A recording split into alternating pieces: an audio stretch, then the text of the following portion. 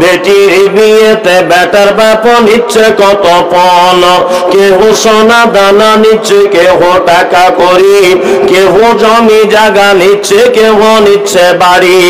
আবার কত বাপজি বলে নিব না কপন, বেটা বেটি সাজিয়ে দিকে বিয়াই আপন। টাকার বেলায় সাধু সাজে, জমির বেলায় চোর, বর্তমানে বেটার বাপ এমনি হারাম খোর। চোর লোকে চুরি করে অন্ধকারে হলে, বেটার বাপ করে চুরি দিনের উজ্জ্বলে। হায় রে বেটার বাপ তুমি এমনি লোভী হলে, টাকার বদলে বেটা বিক্রি করিলে। তোর জন্য কত নারী বিষ পান করে, কত নারী গলায় দড়ি দিয়ে ঝুলে পড়ে। এর জন্য কে বাদাই জানো বেটার বাপ, শত শত বেটির বাপরা দিচ্ছে অভিশাপ।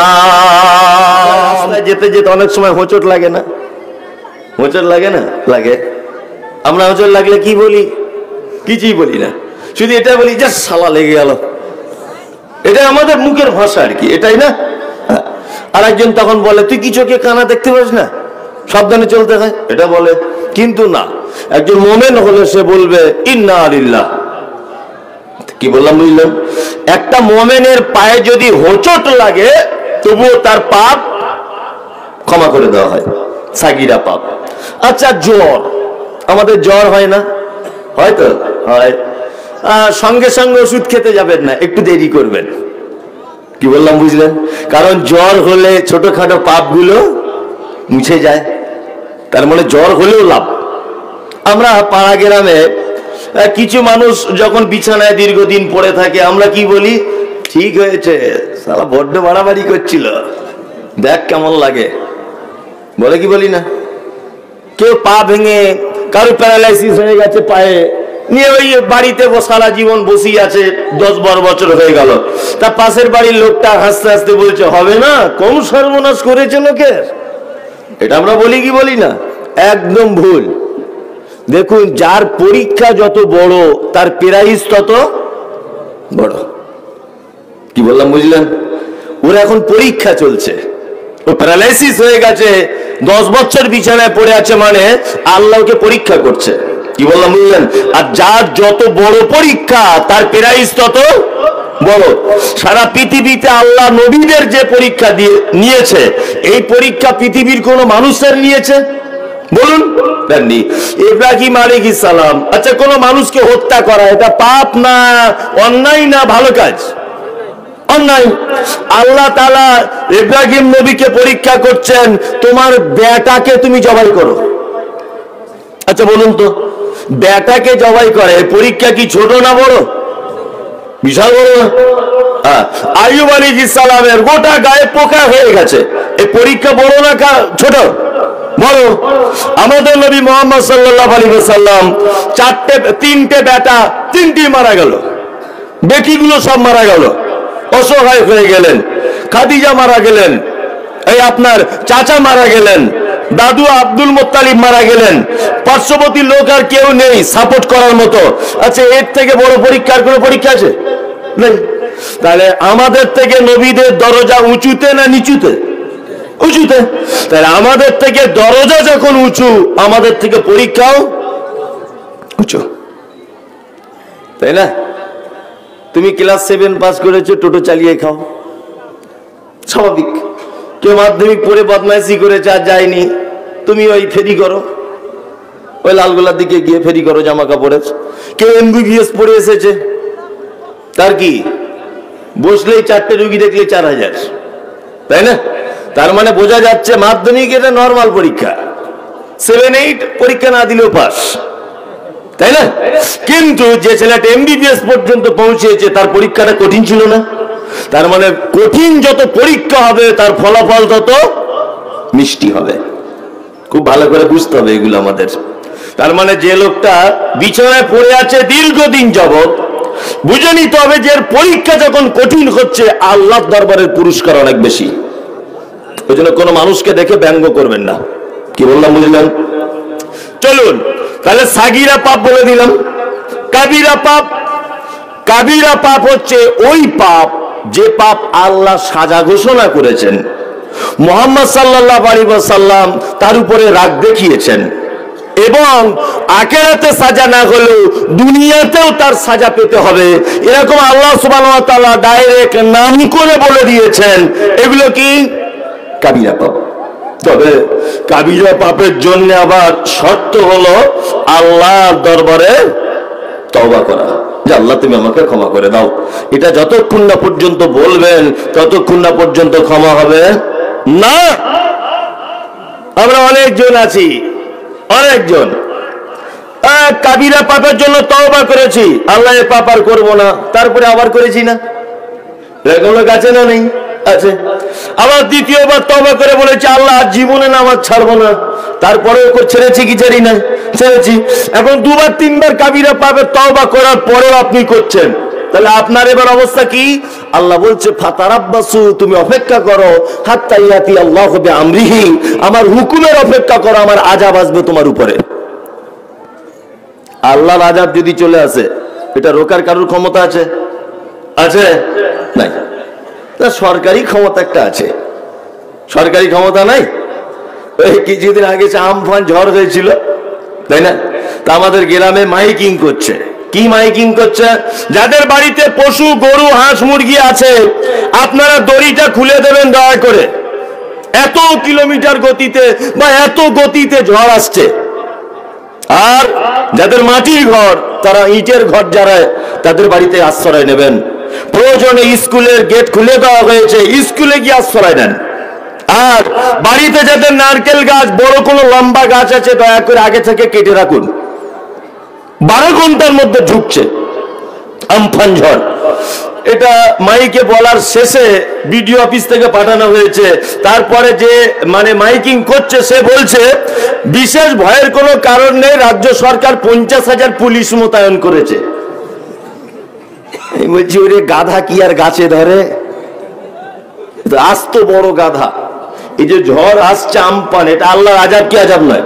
আচ্ছা বলুন, পৃথিবীর পুলিশ প্রশাসন দিয়ে এটা আটকানো সম্ভব? সম্ভব? সম্ভব নয়, কখনো সম্ভব নয়।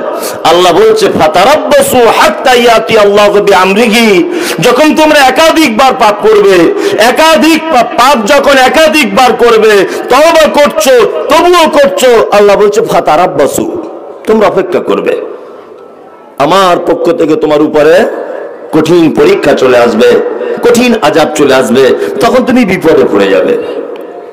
যাই হোক, এতক্ষণ পর্যন্ত কাবিরা সাগিরা পাপ এগুলো আপনাকে আমি ভাবালাম। আমি আজকে আপনাদেরকে কাবিরা গুনাহ সম্পর্কে অনেক গুনাহ আপনাদেরকে আমি ধরিয়ে দিব, যেগুলো পাপ। ইনশাআল্লাহ আমরা একটা একটা করে ছেড়ে দেব, চেষ্টা করবো ইনশাআল্লাহ। ইনশাআল্লাহ। এক, আল্লাহ তাআলা বলছেন ইয়া আইয়ুহাল্লাযীনা আমানু ইন্নামাল খামরু ওয়াল মাইসিরু ওয়াল আনসাবু ওয়াল আযলামু রিজসুম মিন আমালিশ শাইতান ফাজতানিবুহু লাআল্লাকুম তুফলিহুন। আল্লাহ বলছেন কোরআন মাজিদে, তোমরা যারা ঈমানের স্বীকৃতি প্রদান করেছো, শোনো, দেখুন আল্লাহ তাআলা যত জায়গায় নিষেধ করেছেন, আদেশ করেছেন, কাদের ডেকেছেন? ইমানদারদের, তাই না? ইমানদারদের ডাকার পিছনে একটা কারণ আছে। দেখবেন স্কুলে যখন কোনো ছাত্র কোনো দিন যখন পড়া হয় না, তখন দেখবেন মাস্টার ওকে আর মারে না। কত আর মারবে বলুন? ওই মেরে মেরে পাছার চামড়া লাল করে দিয়েছে, তবুও পড়া হয় না। এরকম মাস্টার যদি হয় তাকে ধিৎকারে কি বলবে? তোর পড়াশোনারই দরকার নেই, বলবে কি বলবে না? বলবে। কিন্তু একটা ছেলে প্রতিদিন পড়া করে, আজকে ওর পড়া হয়নি, বলুন তো মাস্টার মারবে কি মারবে না? মারবে। কারণ মাস্টার জানে যে এত ভালো স্টুডেন্ট আজকে কেন পড়া করেনি, নিশ্চয়ই বদমাইশি করেছে আর না মোবাইলে সময় কাটিয়েছে। এই বিয়াদবকে আরো ভালো করার জন্য 2 চড় মারতে হবে, তাই না? আর যার কোনোদিন হয় না, ও মাস্টার পড়াশোনাই না, তুই এলি কি আর না এলি কি, এরকম একটা ব্যাপার। তা আল্লাহ তাআলা ইমানদারদেরকে এত ভালোবাসে, যে কোনো জায়গায় আদেশ করেছেন, নিষেধ করেছেন, হুঙ্কার দিয়েছেন, কঠিন আযাবের কথা ঘোষণা করেছেন, সব জায়গাতে আল্লাহ তাআলা ইমানদারদেরকে ডেকেছেন। কি বললাম বুঝলেন? তার মানে আল্লাহ যাকে ভালোবাসে তাকে আল্লাহ বিভিন্ন নিষেধের কাজগুলো তাকে দূরে রাখে, তাই না? চলুন, আমাদের নবী মুহাম্মদ সাল্লাল্লাহু আলাইহি ওয়াসাল্লাম নবী হয়েছেন 40 বছরে। আচ্ছা বলুন তো, এই 40 বছর পর্যন্ত যে নবী হননি, কোন পাপ কাজ করেছেন জীবনে? জানা আছে? করেনি। কেন? নবী হলে না হয় পাপ কাজ করে না, আগে থেকে কেন করতো না? উনি তো জন্ম নিয়েছিলেন একটা অসভ্য যুগে, আইয়ামে জাহিলিয়াতে, তারপরেও কেন পাপ করেননি? আসলে পাপ করেননি না, আল্লাহ উপর থেকে গাইড করেছেন, পাপ করতে দেননি। কি বললাম বুঝলেন? ঠিক তেমন মুমিনদেরকে আল্লাহ উপর থেকে গাইড করছে, নাই তোমরা যদি জান্নাত যেতে চাও, তোমাদের জন্য জান্নাত প্রস্তুত করেছি আমি, তাহলে তোমাদের 4টে এখানে গাইড করছে আমি আল্লাহ। এই 4টি ব্যাপার তোমরা কখনোই করো না। এক, আল্লাহ বলছেন, ইয়া আইয়ুহাল্লাযীনা আমানু ইন্নামাল খামরু ওয়াল মাইসিরু ওয়াল আনসাবু ওয়াল আজলামু রিজসুম মিন আমালিশ শাইতান ফাজতানিবুহু লাআল্লাকুম তুফলিহুন। আল্লাহ বলছেন, তোমরা যারা ঈমান এনেছো, 4টে জিনিস তোমাদের জন্য আমি হারাম ঘোষণা করলাম। এক, খামর, মদ। প্রথমে কি? মদ। এখন এটা বুঝে নিতে হবে যে মদ কাকে বলে। প্রথমে এটা বুঝতে হবে, তারপরে বুঝতে হবে মদ হারাম কেন, তারপরে আপনাকে জানতে হবে যে এটা পান করলে তার পরিণতি কি, দুনিয়াবি পরিণতি কি, তারপরে এটা আপনাকে জানাবো নেশাদার দ্রব্য পান করলে আখিরাতে আপনার পরিণতি কি। তাহলে প্রথমে জেনে যাই মদ কাকে বলে। এক, আমরা সাধারণ গ্রাম্য ভাষায় যেটা বুঝি, 1 জানুয়ারির দিন পিকনিক করে 5 জন বন্ধু এক জায়গায় বসে প্লাস্টিকের গ্লাসে ঢকঢক করে ঢেলে দিলাম, আর একটু দেশি মুরগির চাট বানালাম চপ চানাচুর দিয়ে, ডান দিকের পা বাম দিকে ফেললাম, বাড়িতে মাকে ভাবি বলে ডাকলাম, এর নাম মনে হয় মদ। এটা হয় কি হয় না? দরজা লাগানো আছে ঘরে, তবুও বলছে দরজা লাগা, খোলা আছে তবুও বলছে খোল। এই যে ওই যে বলছে এই রাস্তা অবরোধ চলছে, মনে হচ্ছে ওর বাপের রাস্তা, ওটা 4 টাকা চুল্লু খেয়ে রাস্তা অবরোধ করছে। 1 কোটি টাকার গাড়ি বলছে আমার এটা। এটা আমরা মদ মনে করি, করি না? করি। এইরকম নেশার লোক আছে নাকি এখানে বসে? থাকলেও তো কেউ বলবে না, লজ্জার ব্যাপার, তাই না? একটা কথা বলছি, আপনি খাচ্ছেন তো খান, আমি নিষেধ করব না, তবে আমি এই এতক্ষণ মদের ব্যাপারে বলতে গিয়ে যদি আপনার মনে যদি কোনো রকমের দাগ কাটে, তাহলে আপনি ছেড়ে দেওয়ার চেষ্টা করেন, আমি আপনাকে বলবো না। কি বললাম বুঝলেন?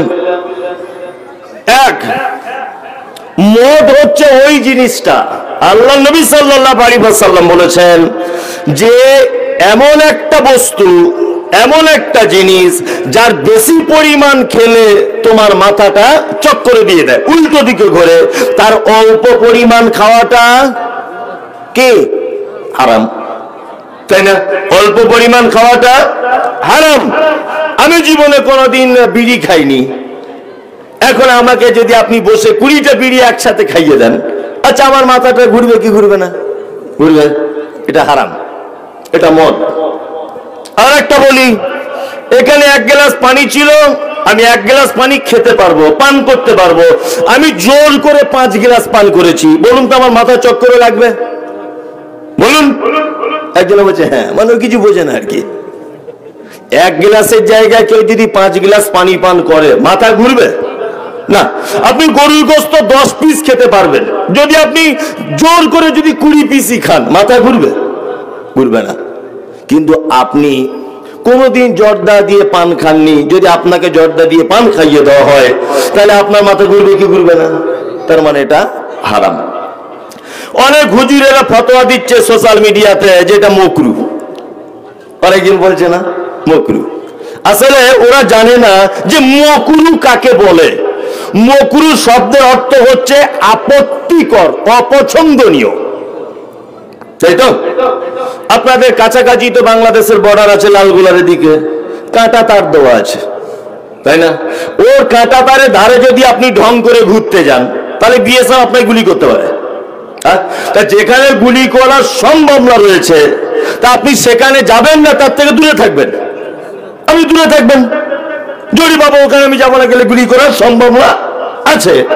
তা ইসলামে মকরু বলে যে শব্দটা, তার নাম হচ্ছে বাংলাতে অপছন্দনীয়।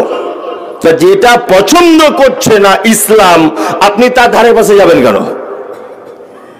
এটা একটা ব্যাপার না? আচ্ছা, আর একটা ব্যাপার আপনাকে বলে দিই।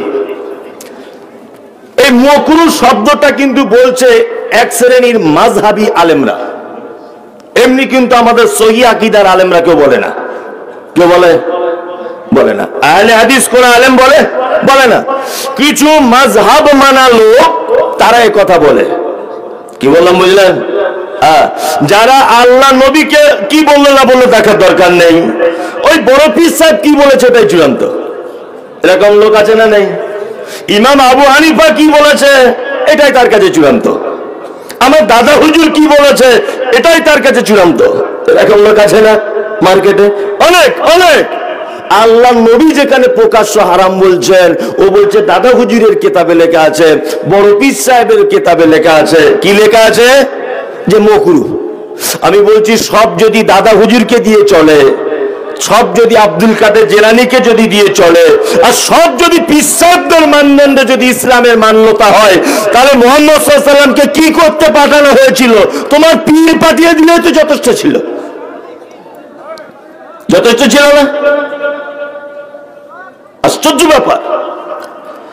আল্লাহ নবী সাল্লাল্লাহু আলাইহি ওয়াসাল্লাম মারা যাবার 350 থেকে 300 বছর পর্যন্ত, 300 বছরের ভিতরে সমস্ত ইমাম বুখারী, ইমাম আবু হানিফা, তারপরে আপনার ইমাম আহমদ বিন হাম্বল, যত রকমের ইমাম সবার মৃত্যু ঘটেছে আল্লাহ রাসূল মারা যাবার 300 বছরের ভিতরে, তাই তো? এই 300 বছর পর্যন্ত কোন মাযহাব তাযহাব কিছু ছিল না।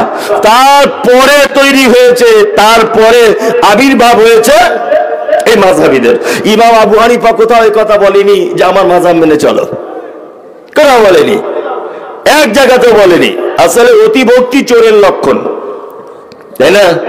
অতিভক্তি চোরের লক্ষণ। ইমাম আবু হানিফা মাকরু বলেছেন, ভালো করে বুঝবেন। দাদা হুজুর মাকরু বলেছেন, আর মুহাম্মদ সাল্লাল্লাহু আলাইহি ওয়াসাল্লাম হারাম ঘোষণা করেছেন। কাটটা মানলো? কাটটা মুহাম্মদ সাল্লাল্লাহু আলাইহি ওয়াসাল্লাম। কিছুদিন আগে সোশ্যাল মিডিয়াতে কিয়াম করা নিয়ে খুব চলছে না?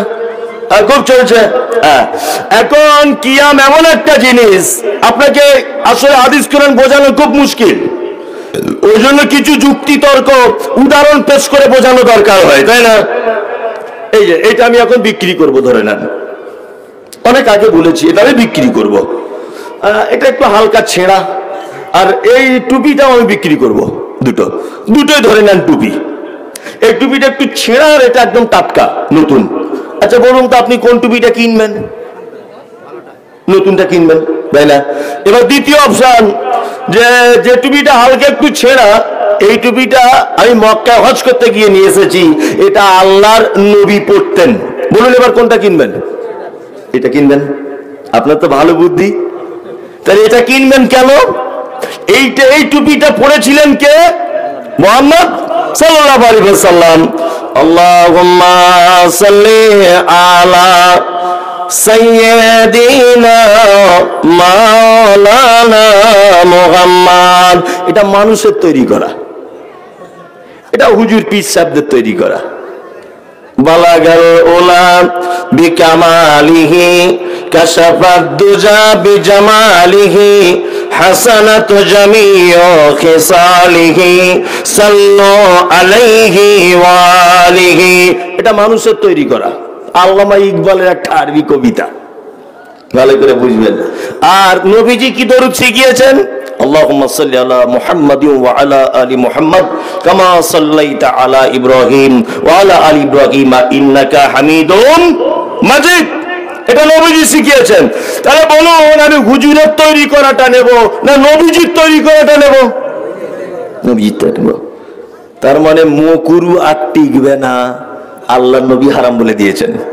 যদি বলছেন একটা কথা যে আল্লাহ নবীর যুগে কি গাঁজা ছিল, অনেক লোক বলে আল্লাহ নবীর যুগে কি মেয়েরা বিড়ি বানত। অনেকজন প্রশ্ন করেন, এঁচড় পাকা লোক আছে যারা খুব এঁচড়ের পাকা লোক, তাই না? আবার বলে আল্লাহ নবীর যুগে কি এরকম গুটকা খৈনি বিড়ি এসব কি ছিল, তাহলে ওইগুলো কেন হারাম হবে? এই গাধা কোথাকারে, নবীর হাদিস হচ্ছে শব্দ বুঝুন।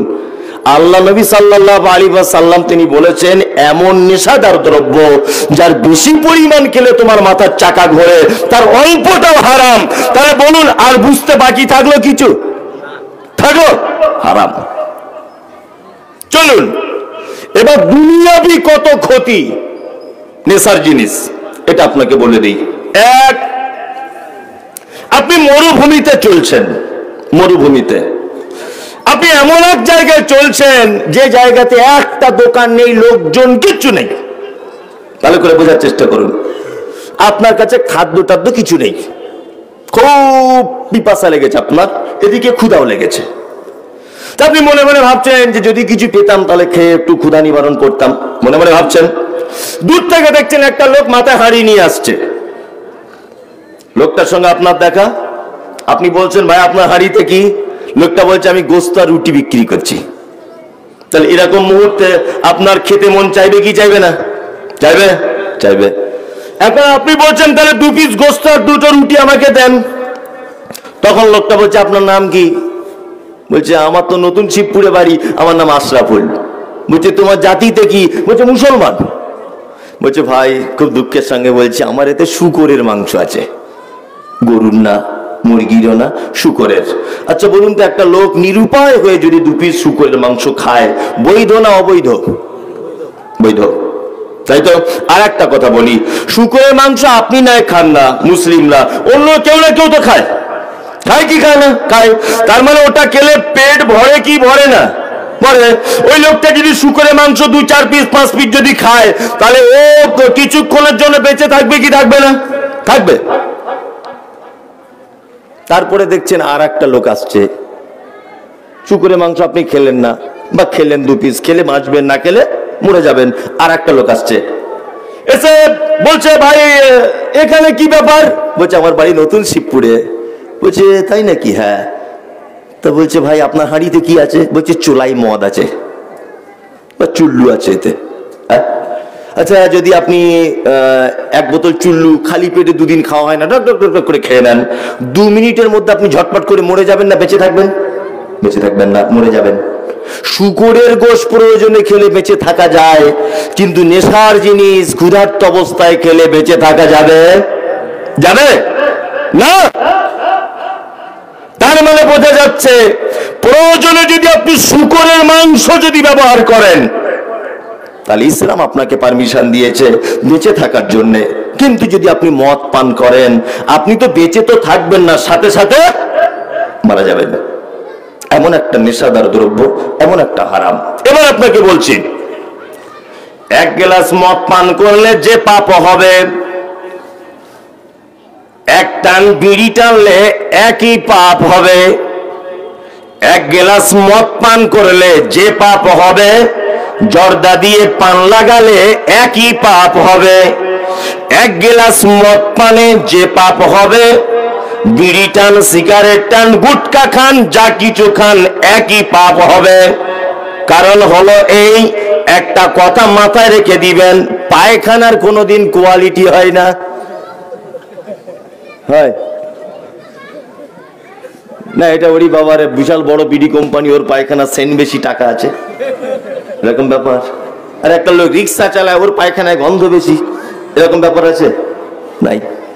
আল্লাহ নবী যেখানে সমস্ত কথা বলেছেন, তার মানে এখানে আর কোনো অপশন থাকলো না। কিছু যুবক ছেলেদেরকে দেখতে পাওয়া যাচ্ছে সারাদিন ফিচিক ফিচিক ফিচিক হারামখোর করেই যাচ্ছে। কি বললাম বুঝলেন? আর কিছু মানুষের দাঁতগুলো তো সেই তরমুজের বিচির মতো করে দিয়েছে। ঠিক বলছি না ভুল বলছি? তরমুজের বিচি দেখেছেন তো, ঠিক তেমন। আচ্ছা, এবার আর একটা কথা আপনাদেরকে বলি। মানুষ যখন মায়ের পেটে থাকে তখন মায়ের পেটে বাচ্চার খাদ্য সরবরাহ করা হয় বাচ্চার খাদ্য নালীর সঙ্গে মায়ের নাভির সংযোগ, না মুখ দিয়ে? আপনার তো ভালো জ্ঞান, তো আপনাদের বক্তা আমার কোনো দরকার নেই তো। তাহলে নাভি দিয়ে খাদ্য সরবরাহ করা হয়। কেন আল্লাহ কি এত বড় অপারগ মুখ দিয়ে করতে পারতেন না? হ্যাঁ, নাউজুবিল্লাহ। আল্লাহ তো অপারগ নয়, অপারগ তো মুখ দিয়ে পারতেন না? মুখ দিয়ে কেন করলেন না? আল্লাহ জানে যে আমার বান্দা পৃথিবীতে আসবে, আমার নাম বলবে, তসবিহ করবে, সুন্দর কোরআনের তেলাওয়াত করবে, হাদিসের বাণী বলবে, আমাকে স্মরণ করবে, অন্তত মুখটা তার পবিত্র রাখি। কিন্তু বান্দা এত বড় নেমক হারাম যে পৃথিবীতে এসে হারাম খাদ্য খেতে চালু করে দিয়েছে। দিয়েছে না? দিয়েছে। এবার আপনাকে আর একটা কথা বলি, এসব মজার কথাগুলো তো সহজে কেউ বলে না, আমি একটু ভেঙে চুড়ে বলি আর কি। আমি বেশি হাদিস কোরআন জানি না, তবে আপনার শুনুন, আমি অনেক কথা বলেছি, বলবো ইনশাল্লাহ। আচ্ছা, অনেক সময় বলে না যে এই লোকটা পশুর থেকে খারাপ। আমরা অনেক মানুষকে বলি না যে এই লোকটা পশুর থেকে খারাপ, বলি কি বলি না? পশুদের যদি থানা পুলিশের ব্যবস্থা থাকতো, তাই এই কথাটা বলার কারণে পশুরা আপনার নামে কেস করত। কি বললাম বুঝলেন? কারণ পশুরা বা অন্যান্য প্রাণীরা আল্লাহ তাআলার নিষেধ করা জিনিস কখনোই ভক্ষণ করে না। আপনারা গ্রামের গরুগুলো দেখেছেন কোনোদিন বিয়ে বাড়ি প্যান্ডেলে গিয়ে গোস্ত খেয়ে নিচ্ছে? দেখেছেন এগুলো? দেখেননি? কোনোদিন দেখেছেন আপনাদের পাড়ার কুকুরগুলো ধানের জমিতে নেমে সব ধান গাছ খেয়ে নিচ্ছে? দেখেছেন? দেখেননি। কেন? আল্লাহকে নির্দিষ্ট একটা খাদ্য রুলস বলে দিয়েছে। কুকুর মানুষ পায়খানা করবে, চ্যাট করে গিয়ে চেটে মেরে দিবি, তোর ওটা কাজ। বাচ্চা ছেলে পায়খানা, ভালো করে বুঝবেন। কিন্তু তুই কারুর কাছে বড় লাউ হয়ে আছে, লাউটা খেতে যাবি না, ওটা তোর খাদ্য নয়, ওটা গরু সুযোগ পেলে মারবে। ভালো করে বুঝবেন। তার মানে সারা পৃথিবীতে আমরা কেউ মুসলিম হতে পারিনি। গরু ছাগল হাঁস মুরগি এরা কিন্তু সব মুসলিম। এখানে একটা প্রশ্ন আছে যে গরু ছাগল এরা হিন্দু না মুসলমান? সব মুসলমান। মুসলিম মানে মুসলিম হচ্ছে সেই যে স্রষ্টার নির্দিষ্ট দেখানো পথ এবং হুকুম অনুযায়ী জীবন যাপন করে, সে মুসলিম। তার মানে আমরা এখনো মুসলিম হতে পারিনি। গরু কিন্তু মুসলিম, মুসলিম না?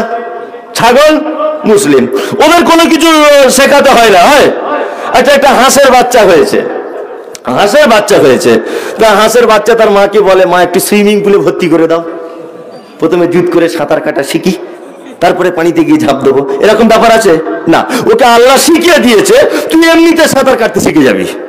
ভালো করে বুঝবেন। গরু খড় খায়, বিচুলি খায়, সবুজ খায়, বাঘ মাংস খায়, তাই না? হ্যাঁ, আপনার কুকুর মানুষের এঁটো খায়, নোংরা আবর্জনা খায়। তার মানে আল্লাহ তাদেরকে যে পদ্ধতিতে চলতে বলেছে, যেটা খেতে বলেছে সেটা খায়, সেটা খায় না। কিন্তু পৃথিবীতে একটা মাত্র প্রাণী আছে যারা স্রষ্টার কথার অবাধ্য হয়ে তার নিষেধকৃত জিনিস খায়, তার নাম মানুষ। এই জন্য আল্লাহর আফসোস করে বলেছেন, উলাইকা কাল আনআম বাল হুম আযাল ওয়া উলাইকা হুমুল গাফিলুন। আল্লাহ বলছে মানুষ তো খারাপ খারাপ চতুষ্পদ জানোয়ারের থেকে নিকৃষ্ট। এটা কে বলেছে? আল্লাহ। তাহলে আল্লাহর কথাটা মেলানো গেল? বলুন, পৃথিবীর প্রত্যেক প্রাণী স্রষ্টার কথায় চলে না, শুধুমাত্র অবাধ্য হয় কে? মানুষ। গেটের কাছে জাম করছেন, একটু ভিতরে আসুন ভাই। ভাইজান একটু ভিতরে আসুন ভাই। যাদের পাছায় ফোড়া আছে তারা বাদে সবাই বসে যান। সবাই তো বসতে পারবে না, কারো পাছায় সমস্যা থাকতে পারে, ডাকলে তো হবে না, ওই জন্য বলে দিচ্ছি আর কি। ভুল করে বসে গেলে ও বিপদে পড়ে যাবে। এই বাবু, তোমরা ভিতরে এসে বসে এসো, আসুন ভাই আসুন। ওসব বাচ্চা বাচ্চা ছেলেগুলো দাঁড়িয়ে আছে, আসলে ওদের এখন রক্তের তেজ আছে না, তাই না? আসুন আসুন আসুন, চলুন। তাই এতক্ষণ পর্যন্ত আপনাকে আমি বললাম নেশার জিনিস এটা কি? হারাম। এবারে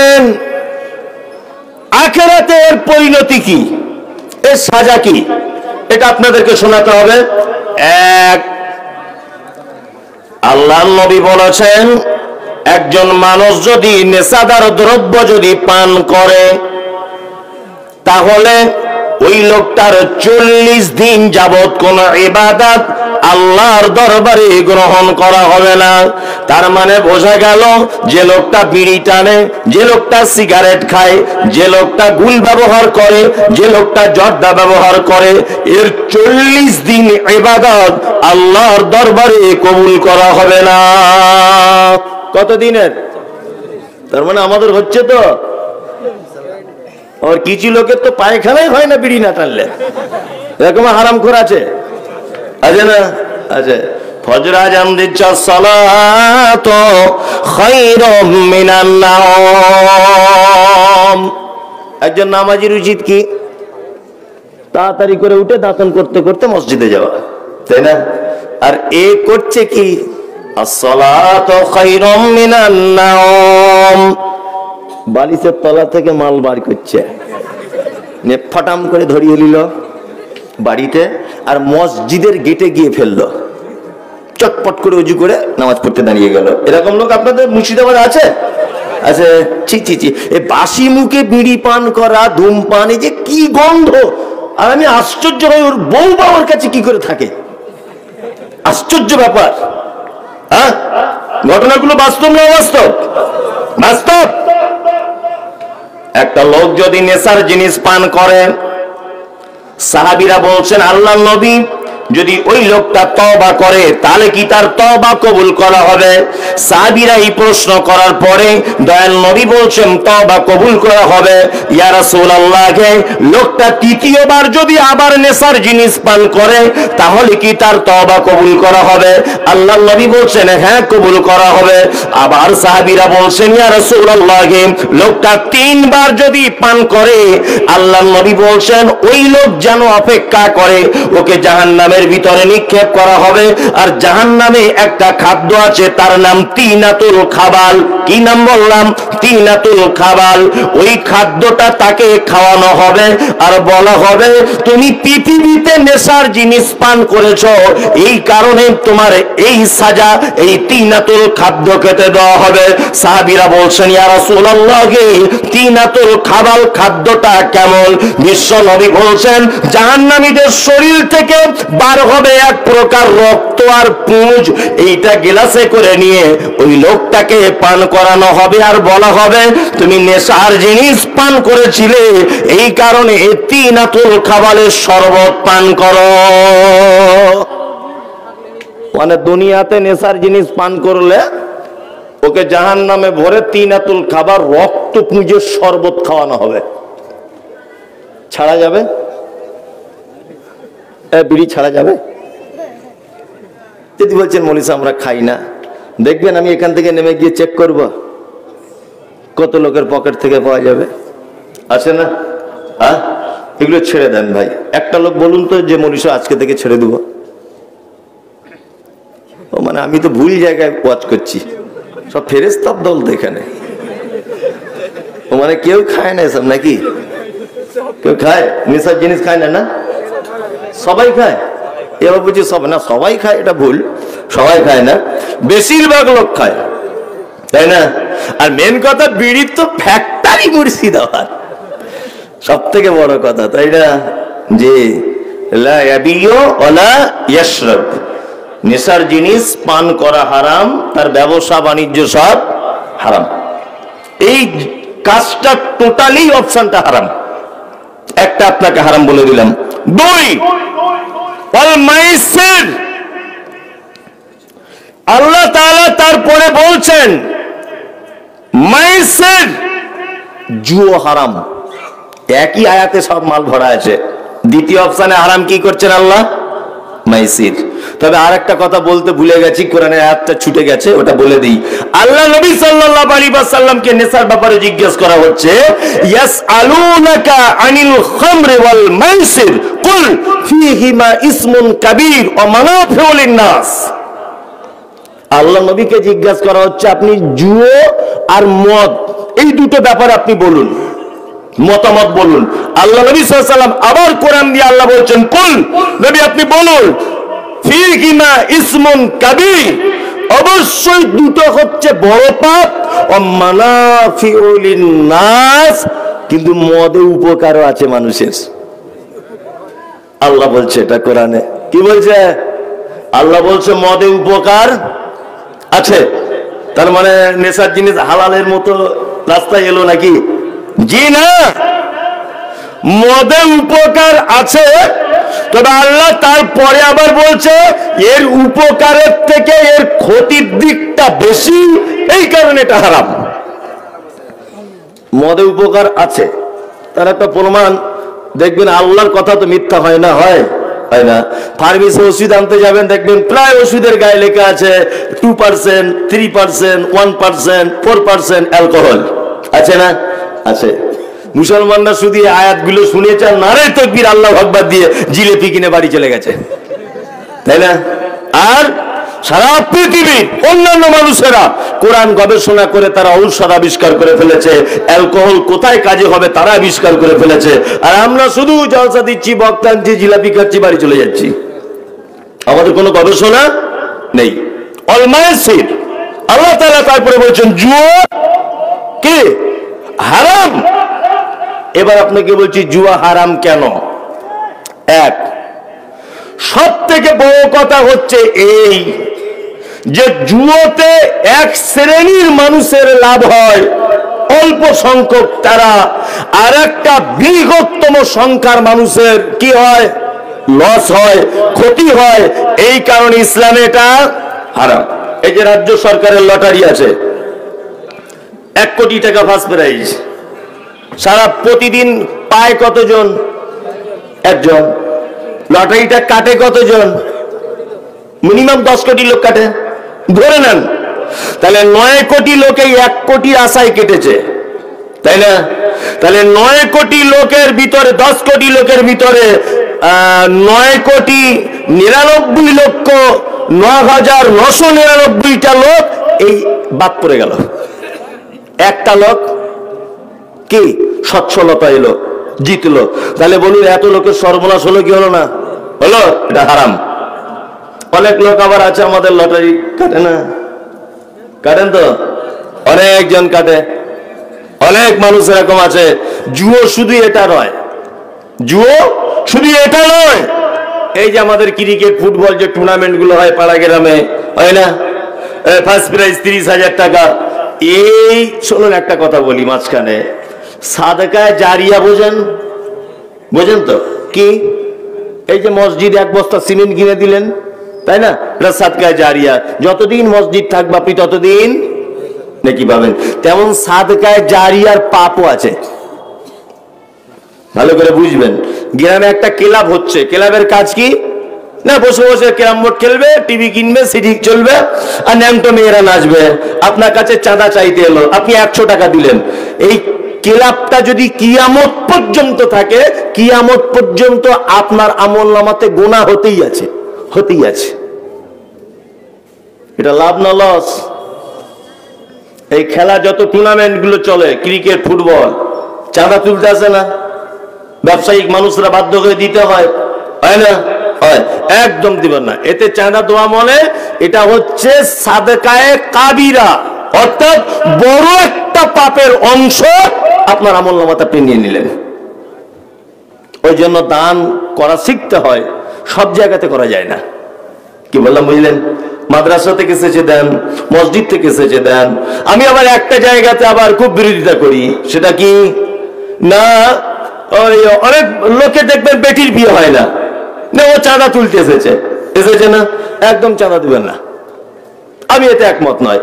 যদি বলছেন মৌলী সাহেব এটা কেন বললেন, মেয়ের বিয়ে চাঁদা দেওয়া যাবে না? না, এইভাবে তো সমাজ পরিবর্তন করা যাবে না। আপনি আলাদাভাবে চিন্তা ভাবনা করুন। আপনি সবাই চাঁদা তুলতেছে, আপনি দিয়েই যান, দিয়েই যান, তাহলে এরকম ভাবে লোক পণপ্রতা চাইতেই থাকবে, জানে ভিক্ষা করেও দিবে।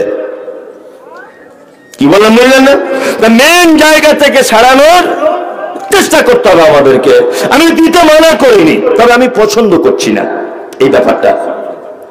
খুব ভালো করে মাথায় রাখবেন, ইসলামিক বিষয়গুলি খুব ভেবে চিন্তে করার চেষ্টা করবেন। আলতু ফালতু করে টাকা আছে বলে যেখানে সেখানে দিয়ে দিলেন, এটা একদম নয়। আর একটা মাঝখানে কথা বলে রাখছি, যে সমস্ত মাদ্রাসা থেকে চাঁদা তুলতে আসে না, অটো করে রিক্সা টিক্সা করে আসে, রমজান মাসে এই এলাকাতে অনেক আদায়কারী আসে না, আসে, যে মাদ্রাসায় দেখবেন ছাত্র পড়ার পরেই বলে যে তোমার বাপের ইয়াসিন সূরা পড়তে হবে মরার সময়, এই মাদ্রাসায় 10 টাকা দান করবেন না। যে মাদ্রাসা থেকে ছাত্র বার হয়ে এসেই বলে মহর আপনার চাহারাম করতে হবে, 40 করতে হবে, এই ফতোয়া দেয়, এই মাদ্রাসায় 4 আনা দান করবেন না। যে মাদ্রাসা থেকে ছাত্র বার হয়ে এসেই বলে নবী নূরের তৈরি, 1 টাকা দান করবেন না এই মাদ্রাসায়। কি বললাম বুঝলেন? এক কথায় কোন বেদাতি মাদ্রাসায় দান করা যাবে না। একটা লোক মদ পান করেছে, একটা লোক ব্যভিচার করেছে, একটা লোক সালাত আদায় করেনি, একটা লোক ফরজ রোজা বা সিয়াম ছেড়েছে, এই লোকটা পাপী, কিন্তু লোকটা কাউসারের পানি থেকে বঞ্চিত হবে না। মুহাম্মদ সাল্লাল্লাহু আলাইহি ওয়াসাল্লাম তিনি বলেছেন কিয়ামতের মাঠে এক শ্রেণীর মানুষকে কাউসারের পানি পান করতে তারা আসবে, তাদেরকে ধিক্কার জানিয়ে তাড়িয়ে দেওয়া হবে। তারা কারা? যারা মুহাম্মদ সাল্লাল্লাহু আলাইহি ওয়াসাল্লামের অনুপস্থিতিতে ইসলামের ভিতরে নতুন জিনিস আবিষ্কার করেছে। এক কথায় বেদাতি যারা, এরা কিয়ামতের মাঠে নবীর হাতের কাউসারের পানি থেকে পর্যন্ত বঞ্চিত হবে। যারা সহযোগিতা করবে তারাও সমপাপী। তার মানে মাদ্রাসায় সব জায়গা দান করতে যাবেন না।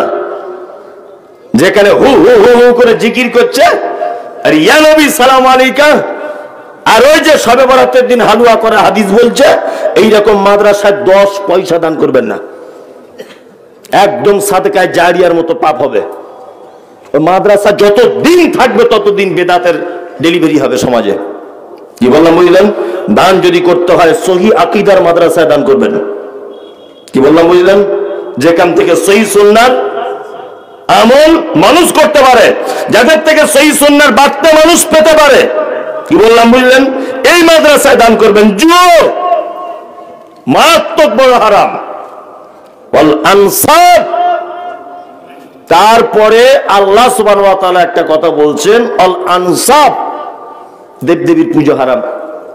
দেবদেবীর পুজো অবশ্য মুসলমানরা করে না, করে না, দেবদেবীর করে না। আসলে হিন্দু ভাইরা মাটির তৈরি করা দেবদেবীর পুজো করে উপরে রেখে, আর কিছু মাথা মোটা মুসলমান মরা মানুষকে কবরে ঢুকিয়ে দিয়ে করে, তাই না?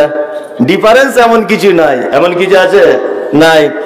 আর আমাদের বর্তমান ছেলে জন্ম হলে বাড়িতে মুখে ভাতের অনুষ্ঠান করি, যাদের টাকা পয়সা আছে, করি না? ওরাও করে।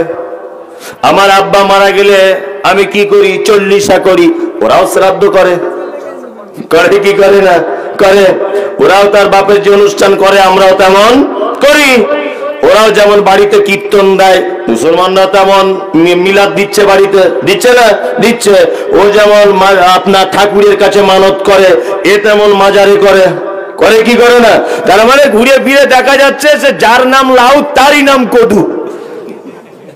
ঘটনা একটু এরকম নয়? হ্যাঁ, ওর সঙ্গে আমার আর কোথাও ডিফারেন্স নাই। ওর বেটির নাম কাকুলি, এরও বেটির নাম কাকুলি। হ্যাঁ, ওর নাম পল্টু, এরও নাম লালটু। সব জায়গাতে মিল আছে না নেই? আছে। কোথায় আর ডিফারেন্স? ও নামাজ পড়ে না, আপনিও পড়েন না। ওর ধারণা সাধু বাবা আমাকে পার করে দেবে, বাঁচাও সাধু বাবা, ভালো করে বুঝবেন। আর এরও ধারণা আমার বাবা আমাকে পার করে দিবে, সবাই চাদর ধরো, পার হয়ে যাবে। এটা চিটিং বাজি চলছে না? বড় চাদর জলসা করতেছে, ছিটিয়ে দিল, বলছে চাদর ধরো, জান্নাত চলে যাবে। বলছে যারা চাদরে চান্স পাবে না, চাদর যারা ধরেছে আর একজন তাকে ধরো। মানে এমন করে বলছে মনে হচ্ছে ওর বাপের রেজিস্ট্রারি করা জান্নাত। কিয়ামতের দিন তোমার মতো পীরের পাছার চামড়া তুলে দিবে আল্লাহ। বুঝলেন তো? এই ঘটনা ঘটছে কি করছে না? করছে। দেবদেবী পুজো হারাম, ইসলাম পারমিশন দেয় না। তারপর আল্লাহ সুবহানাহু ওয়া তাআলা বলেন আল আনসাব ওয়াল আজলাম, গণকের কাছে যাওয়া কি হারাম। ভালো মন্দ দেখতে যাওয়া হারাম।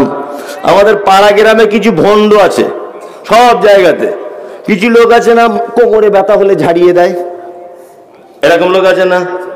কারো ফোঁড়া হয়ে গেলে মাটি পড়ে দেয়, কিছু একটা করে দেয়। চোখ উঠলে কেউ কুল পাতা পড়ে দেয়, এরকম প্রত্যেক গ্রামে আছে না নেই? কারো জন্ডিস হলে কেউ ওষুধ দেয়, আছে না? যারা দেখবেন এই কাজগুলো করে তারা বেশিরভাগ বেনামাজি, পেচ্ছাপ করে পানি নেয় না। গাঁজাখোর সে বলছে যে কোমরে ব্যথা ঝাড়াতে পারে, কেমন করে বলছে এইরকম করে থাকো, আর দেখছি পা দিয়ে এরম করছে। চিটার চিটার চিটার এইরকম করে কোনোদিন ঝাড়ায়? এরকম আছে না নেই? বাজারে, বর্তমান বাজারে দেখতে পাওয়া যায় না? পায়। আবার এইরকম কিছু মহিলা পুরুষকে দেখতে পাওয়া যায় যাদেরকে বলে কি রোজা নাকি ওজা, কি বলে ওঝা, ওঝা। ওরা নাকি আবার হাত থেকে সব কিছু বলে দিতে পারে। আর এদের বাজারটা সব থেকে বেশি আমাদের চ্যাংড়া ছেলেরা কিছু করছে, ইয়ং ছেলেরা যারা একটু প্রেম ভালোবাসা এটা ওটা করে। ওই বুঝতেই পারছেন, আমি ভেঙে কিছু বলবো না, শুধু গিয়ে বলছে দেখুন না ফোনটা ধরছে না কেন, ফোনটা ধরছে না কেন। তখন ওই এরকম করে দেখে ঠিক স্টাইল করে এরকম করে, সাংঘাতিক ব্যাপার। কি ব্যাপার? এই যে দাগটা ডান দিকে চলে যাচ্ছে না, তার মানে মনে হয় আর ফেরত আসবে না। এর তো মাথা খারাপ, এ তো অন্ধের মতো ভালোবেসে ফেলেছে। আর এই যে বলছে ফেরত আসবে না, তখন বলছে বাবা কি করা লাগবে? বলছে 300 টাকা দিয়ে দাও, এমন তাবিজ করে দিব জানলা ভেঙে চলে আসবে। ভালো করে বুঝলেন? 300 টাকা ঝেড়ে নিয়েছে। বলছে কাজ কবে হবে? বলছে মোটামুটি 1 সপ্তাহ তো লাগবেই। তো 1 সপ্তাহ ধরে মোটা, আগে তবু রিং হচ্ছিল, ফোন ধরছিল না, এখন ফোনের বেলই বাজে না, সুইচ অফ। আবার গিয়ে বলছে বাবা কি সর্বনাশ হলো? বলছি কেন? বলছে আগে তবু কুরুক কুরুক করে বাজছিল, এখন টোটালি সুইচ অফ। তো তা আবার বলছে মানে টাকা কিভাবে চিটারি করে এরকম করে হাতে হয়েছে। তা আরো খারাপ, আগের দিন দেখলাম একরকম, আজকে আর একরকম, শালা কঠিন ব্যাপার। কি হয়েছে বাবা একটু বলুন না। বলছে তুমি 300 টাকা তাবিজ দিয়ে নিয়েছ, আমার তাবিজ ওকে বার করার চেষ্টা করছে, ওর মা আবার অন্যদিকে 1200 টাকার তাবিজ নিয়ে আটকে রেখেছে। দুটো তাবিজে শালা ঝগড়া লেগে গেছে, যে তাবিজের দাম বেশি তার কাজ বেশি। ভালো করে বুঝবেন। এই আবার তখন আবার চিটারি করে বলছে তোমার 1300 তাবিজ লাগবে। মানে তাবিজ সবসময় দামি হতে হবে আর কি। কি বললাম বুঝলেন না? কাজী নজরুল কি বলেছে? সত্যি কাজী নজরুল, আমি বহুত কবিতা আমার মুখস্থ, প্রচুর। কাজী নজরুলের কবিতা মুখস্থ না হলেও 2-4টা লাইন এরকম তো গাদা গাদা মুখস্থ করে রেখেছি সে ছাত্র জীবন থেকে।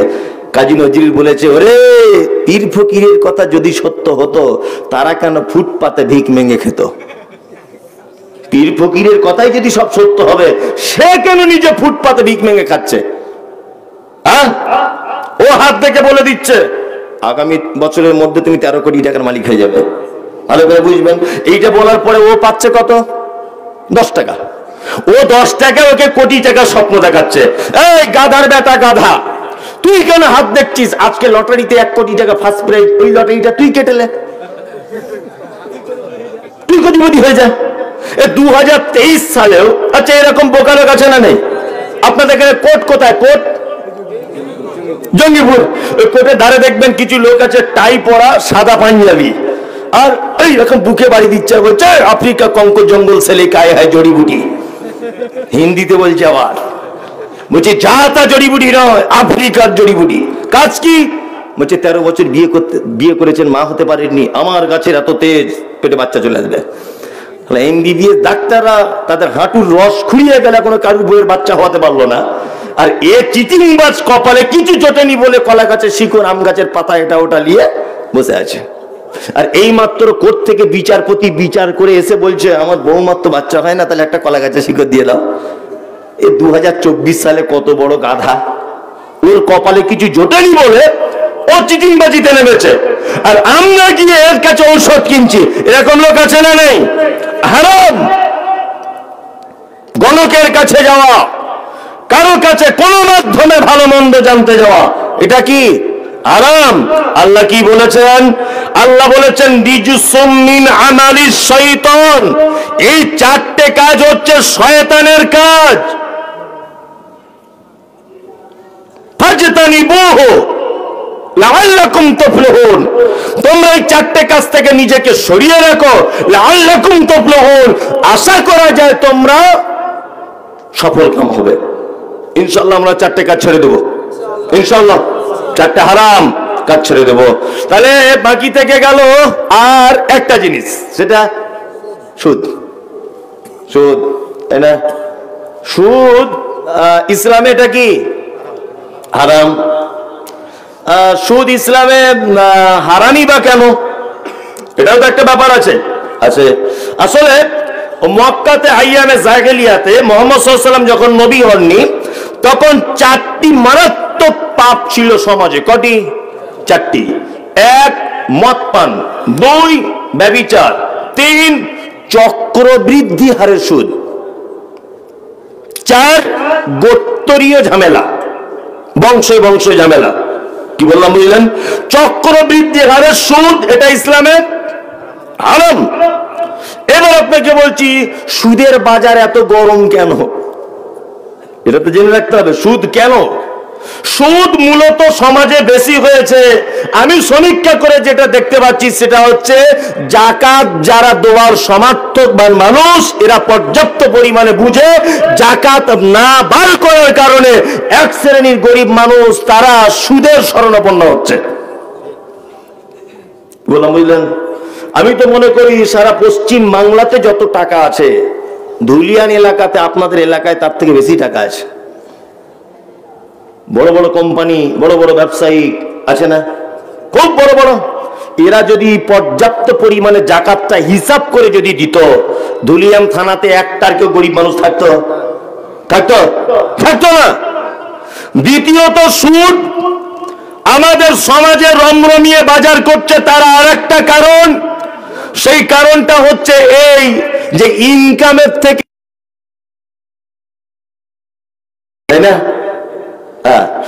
আর সুদ আরেকটা কারণে বাজারে রমরমিয়ে ব্যবসা করছে, সেটা হচ্ছে আমাদের বাড়িওয়ালিরা, আমাদের স্ত্রীরা আল্লাহওয়ালি না হবার কারণে। যদি বলছেন সুদের সঙ্গে বাড়ির বইয়ের কি সম্পর্ক? বইয়ের সম্পর্ক নাই। এই যে বন্ধন লোন, এটা কে করে? ছেলেরা না মেয়েরা? মেয়েরা। তা বলুন, যে মেয়েটা বন্ধনের লোন করছে, এ স্বামীর বিনা পারমিশনে করছে না স্বামীর পারমিশন নিয়ে করছে? হ্যাঁ, পারমিশন নিয়ে করছে, তাই তো? কোন আল্লাহওয়ালি মেয়ে, কোন মাদ্রাসায় পড়া মেয়ে, কোন হাফেজা মেয়ে, কোন আলেমা মেয়ে জীবনে আপনি দেখেছেন বন্ধনের লোনের পিছনে ঘুরছে? না। আসলে আপনার স্ত্রী আল্লাহর প্রতি ভরসা কম। কি বললাম বুঝলেন? আপনার স্ত্রী যদি আল্লাহওয়ালি হয়, আপনার যদি অর্থ কম থাকে, ও তাতেই বলবে আলহামদুলিল্লাহ, এতে আমি খুশি। কি বললাম বুঝলেন? তার মানে বোঝা যাচ্ছে যে আপনার দিনদারি তার স্ত্রীর অভাব। আর সত্যি আমাদের সংসারে যত রকমের পাপ, যত রকমের যা কিছু, সব কিন্তু নির্ভর করে একটা নারীর উপরে। নারীর উপরে না? একটা পুরুষ মানুষকে বা তোমার পক্ষে বলা সম্ভব যে সুদ আল্লাহ হারাম করেছে, আল্লাহ রাসূল হারাম ঘোষণা করে দিয়েছেন। পৃথিবীতে একটা মারাত্মক পাপ আছে, তার নাম সুদ। যে পাপের ব্যাপারে ইসলাম এত নিকৃষ্ট শব্দ ব্যবহার করেছে, যে শব্দ আর অন্য পাপের ব্যাপারে ব্যবহার করা হয় নি। আচ্ছা বলুন, আমি জঙ্গিপুরে একটা মেয়ের সাথে ব্যভিচার করেছি, ভালো করে বুঝবেন, জঙ্গিপুরের পাপ হলো কি হলো না? হলো। আমার পাড়ায়, আপনাদের এই নতুন শিবপুরের এই গ্রামের আমি ছেলে, আমি এই গ্রামের একটা মেয়ের সঙ্গে ব্যভিচার করেছি। বলুন তো, দুটো পাপের ভিতরে আমি এই গ্রামের ছেলে আমার চাচাতো বোনের সঙ্গে ব্যভিচারটা করেছি, বা পাড়া প্রতিবেশী কোনো মেয়ের সাথে। আচ্ছা বলুন তো, জঙ্গিপুরের মেয়ের যার সঙ্গে ব্যভিচার করে যে পাপ হলো, আমার নতুন শিবপুরের গ্রামের মেয়েটার সঙ্গে ব্যভিচার করে কি একই পাপ হলো না বেশি কম? না, বেশি। বেশি কম।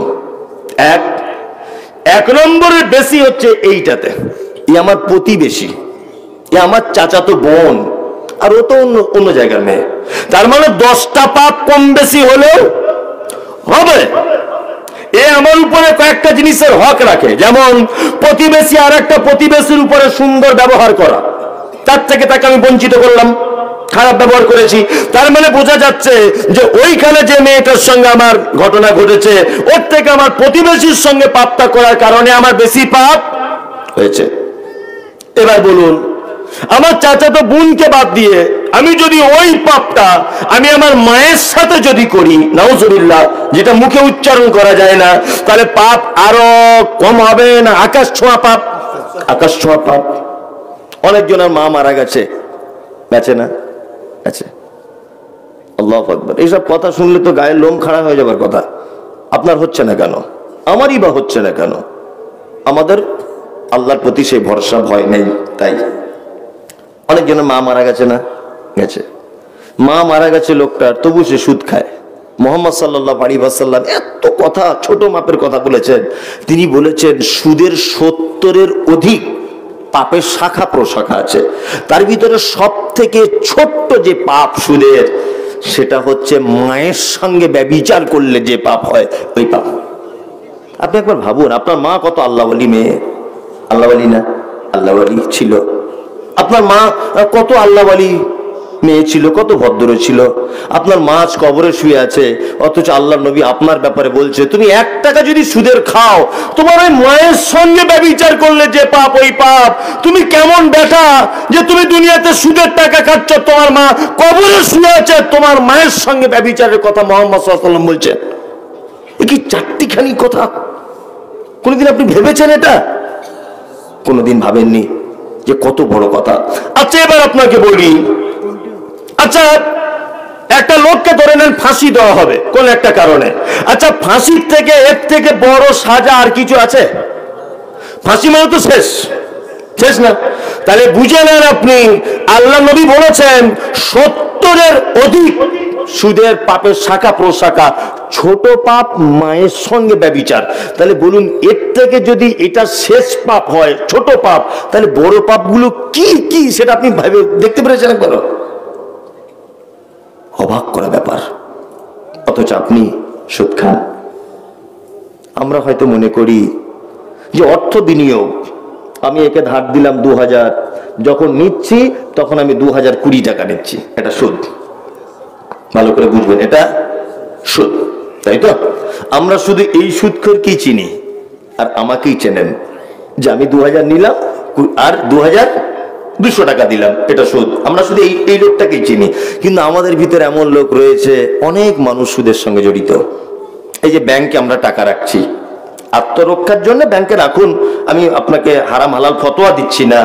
তবে ব্যাংকের যে বইটা, ওটা দেখবেন মেশিনের ভিতরে ঢুকিয়ে, যে ওখানে লেখা আছে আপনি কত তারিখে কত টাকা জমা দিয়েছেন, কত তারিখে কত টাকা তুলেছেন, কত তারিখে কত টাকা আপনার কোথা থেকে ঢুকেছে। আর এই 3 লাখ টাকা ব্যাংকে জমা থেকে ছিল 4 বছর, ব্যাংক আপনাকে কত টাকা সুদ দিয়েছে। একটা লোক বলুন তো, প্রত্যেক বছরে ব্যাংকের সুদের টাকাটা আলাদা করি। আলহামদুলিল্লাহ, একজন। দেখুন, আমরা তো সবাই আসামি, আসামি না বলুন? ব্যাংক যে আপনার 1 লাখ টাকা ব্যাংকে জমা আছে, ব্যাংক সুদ দেয় কি দেয় না? মুহাম্মদ সাল্লাল্লাহু আলাইহি ওয়াসাল্লাম তিনি বলছেন, সুদ গ্রহণ যে করে হারাম, সুদ যে দেয় সেও হারাম, সুদের ব্যাপারে লেখালেখি করা এটাও হারাম, সুদের ব্যাপারে সাক্ষ্য থাকা এটা হারাম, আর সুদের ব্যাপারে পরামর্শ করা, তার 14 গোষ্ঠী সব হারাম। সুদের যদি কেউ সাক্ষী থাকে, বন্ধন লোনের যদি কেউ সাক্ষী হয়, হারাম। একটা লোক ব্যাংক থেকে লোন করবে, আর একজন বলছে পাড়া প্রতিবেশী কারো একটা সিগনেচার লাগবে, সাইন লাগবে, লাগে না? অনেক সময় লাগবে, এটা হারাম। তার সাক্ষী থাকা পর্যন্ত হারাম। সুদের ব্যাপারে কলমে করে লেখা হারাম। সুদের অঙ্ক এটা কি? আপনি ব্যাংকিং কোন সিস্টেমে কাজ করছেন, তার সঙ্গে তো সুদ জড়িত আছে না নেই? বাংলাদেশের আলেমদের ফতোয়া দেখেছেন কত কড়া, ব্যাংকে চাকরি করা হারাম ফতোয়া দিচ্ছেন বাংলাদেশের আলেমরা। আমি কিন্তু ওটা বলছি না, কিন্তু এমনি ফতোয়াটা দিচ্ছে না। আল্লাহ রাসূলের এই যে হাদিস, সুদ খাওয়া, সুদ দেওয়া, সুদের সাক্ষী, সুদের ব্যাপারে লেখা সব হারাম। এই যে লেখার ব্যাপার থেকে ফতোয়া দিচ্ছে ব্যাংকে চাকরি করা হারাম, কেন? ওখানে তো সুদের ব্যাপারেই লেখাপড়া হয়, তাই না? হয়। খুব সাবধান। এবার একটা কথা আপনাকে বলছি, নাম্বার 3, কিয়ামতের দিন একটা পাপী শুধুমাত্র পাড়া গ্রামের মেয়েদের ভূতে ধরে না, ছেলেদের ধরে, মাঝে সাঝে পাগলামু করে, করে না? চুল খুব বড় বড় হয়ে যায়, এরকম লোক দেখতে পাওয়া যায় না? পায়। আল্লাহ তাআলা পবিত্র আল কোরআনে বলছেন, যারা পৃথিবীতে সুদ খেয়েছে তারা কিয়ামতের দিনে জিনে পাওয়া, ভূতে পাওয়া, শয়তান যেন তাকে গ্রাস করেছে, এইরকম পাগল এবং মাতালের মতো করে তারা কিয়ামতের দিনে উঠবে। বিশ্বনবী বললেন, মিরাজের রাত্রিতে আমি এক শ্রেণীর মানুষকে দেখলাম, তাদের পেটগুলো খুব উঁচু, পেটগুলো খুব উঁচু, আর আমি দেখতে পাচ্ছি যে পেটের উপরের থেকে ভিতরের দৃশ্য দেখা যাচ্ছে শুধু যেন বিষধর সাপ পেটের ভিতরে। জিবরিলকে বললাম, এ তো আশ্চর্য লোক, এর পেটের ভিতরে শুধু সাপ পেল। তখন বলছে আল্লাহ রাসূল, এটা আপনার উম্মতের ওই লোকটা, যে লোকটা সুদের টাকা খেত। যারা বসে আছেন, কাল সকালে ব্যাংকে গিয়ে অবশ্যই বইটা একবার চেক করব। আমরা মায়ের সঙ্গে ব্যভিচার এত বড় পাপ মাথায় নেব না। কই কাল বলুন তো, এক সপ্তাহের মধ্যে চেক করে বার করে দিব। কারা কারা আছেন আল্লাহর ভয় ঢুকেছে কাদের মনে? হ্যাঁ, তার মানে আপনাদের টাকা নেই বলে হাত তুলছেন না, ব্যাপারটা বুঝতে পেরেছি, তাই না? হ্যাঁ, অনেকজনের টাকা নেই, যাদের একটু আধটু আছে, 2-5 হাজার 10 হাজার 1.5-2 বছর ধরে জমা আছে, দেখবেন ব্যাংক আপনাকে একটা সুদ দিয়েছে, ওই টাকাটা বার করে কি করবেন এটাও তো জানার ব্যাপার আছে, কি করবেন সেটা জানার ব্যাপার নেই। একেবারে অসহায়, দুস্থ, নিম্ন কোয়ালিটির মানুষকে দিবেন, নেকির আশা করবেন না। কি বললাম বুঝলেন? আর না হলে জনসাধারণের কোনো কাজ হচ্ছে সেখানে লাগিয়ে দেন, কাউকে কিছু বলার দরকার নেই। কি বললাম বুঝলেন? এটা একটা নিকৃষ্ট অর্থ। আল্লাহ আমাদের সকলকেই সুদ বোঝার জানার তৌফিক দান করুক, আমিন। চলুন আর একটা মজার হাদিস আপনাকে শুনিয়ে দিই। বিশ্বনবী বললেন,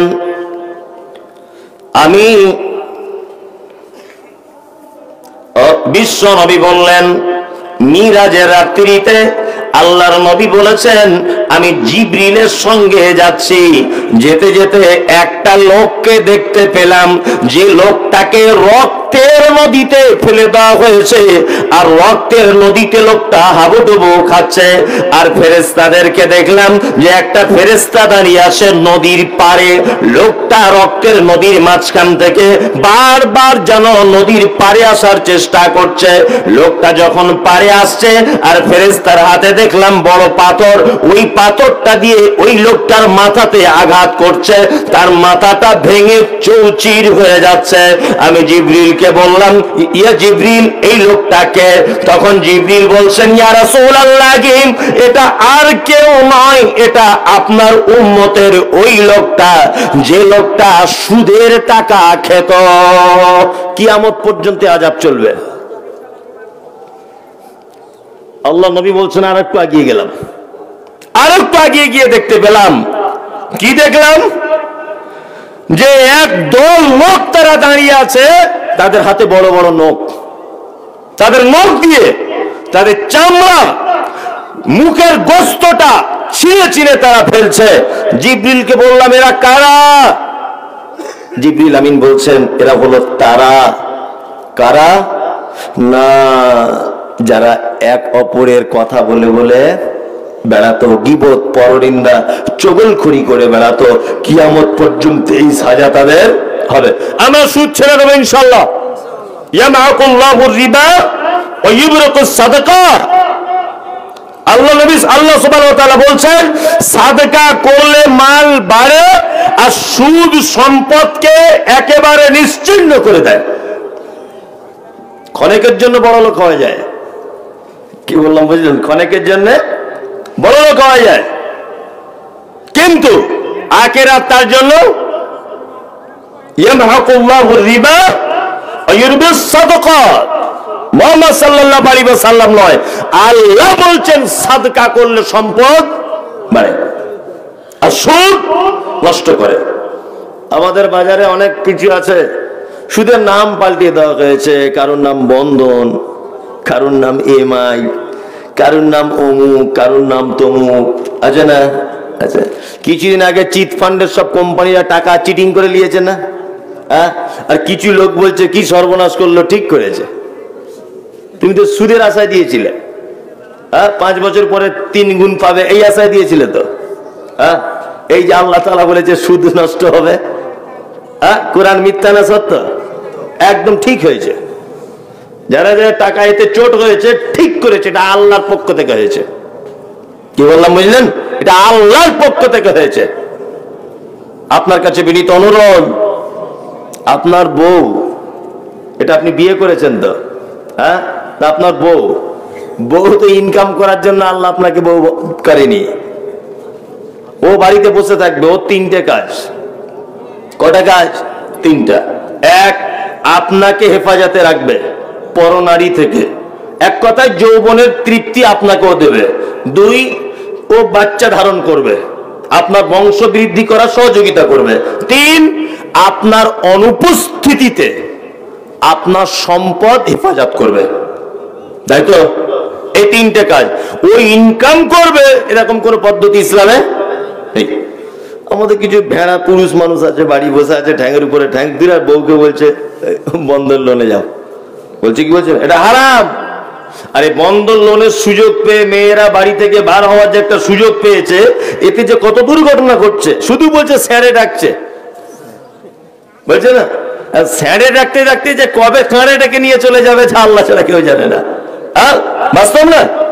এই যে বারবার যখন স্যার স্যার করতে করতে যাবে, কোন দিন দেখবেন ওকে আর খুঁজে পাওয়া যায় না।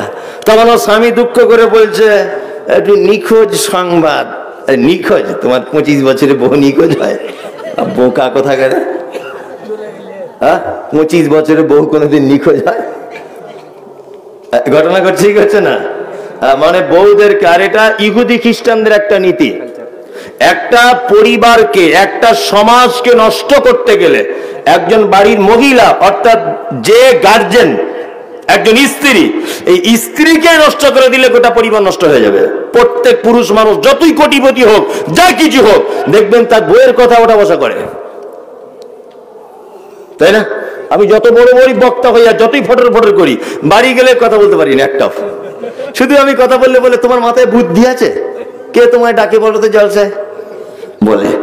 তো মনে মনে ভাবছি, ওরে আমি সারা পশ্চিম বাংলার প্রধান বক্তা হয়ে বক্তব্য রাখছি, বাংলাদেশ, আসাম, ত্রিপুরা, মেঘালয়, কোনো দিন আমার ডেট ফাঁকা নাই, আর তুই বলছিস আমার বুদ্ধি নাই। তার মানে বোঝা যায়, আমি যত বই নার্স সাহেব হই, আমার বইয়ের কাছে আমি কিছুই ক্ষমতা দেখাতে পারবো না। তার মানে বোঝা যায় আমার বাড়ির হেড কে? বউ। এটা দুনিয়াবি কথা বলছি, যদিও হেড একটা পুরুষ, কিন্তু দুনিয়াবি হেড কে? নারী। তা ইহুদি খ্রিস্টানদের এটা একটা চালাকি, যদি একটা মেয়েকে যদি বাইরে বার করা যায়, টোটাল পরিবেশটাকে নষ্ট করে দেওয়া যাবে। সুদের বক্তব্য দিচ্ছি দক্ষিণ দিনাজপুরে, না দক্ষিণ 24 পরগনায়, বন্ধন লোন হারাম বলেছি। তা একটা মেয়ে কাগজে লিখে পাঠিয়েছে, হুজুর যাওয়ার সময় 10,000 টাকা ধার দিয়ে যাবেন। বলেও তো বিপদ, ভালো করে বুঝবেন। বলছে ধার দিয়ে যাবেন, কারণ কেউ তো ধার চাইলে দেয় না, ওই জন্য সুদ খাই, ভালো করে বুঝবেন। আবার কেউ কেউ বলছে বন্ধন ছিল বলে 2 তলা বা 1 তলা ঘরটা ঢালাই দিতে পারলাম। বলছে না কেন?